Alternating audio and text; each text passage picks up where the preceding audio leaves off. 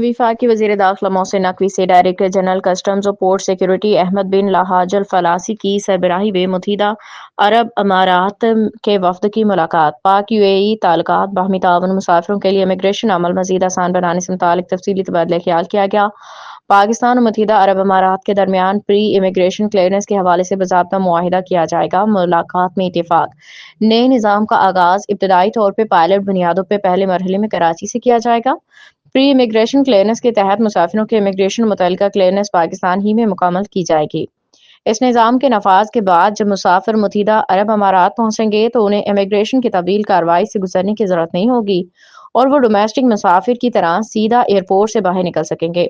اس اقدام سے سفر میں سہولت، وقت کی بچت اور مسافروں کے لیے مجموعی تجربہ بہتر ہوگا۔ پائلٹ منصوبے کے انتظامی تکنیکی معاملات کو حتمی شکل دینے کے لیے متعلقہ حکام رابطہ کاری جاری رکھیں گے۔ وفاق کی وزیر داخلہ محسن نقوی سے ڈائریکٹر جنرل کسٹمز و پورٹ سیکورٹی احمد بن لہاج الفلاسی کی سربراہی میں متحدہ عرب امارات کے وفد نے ملاقات کی۔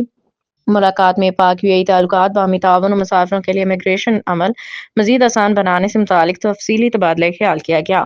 ملاقات میں اس امر پر اتفاق کیا گیا کہ پاکستان متحدہ عرب امارات کے درمیان پری امیگریشن کلیئرنس کے حوالے سے باضابطہ معاہدہ کیا جائے گا۔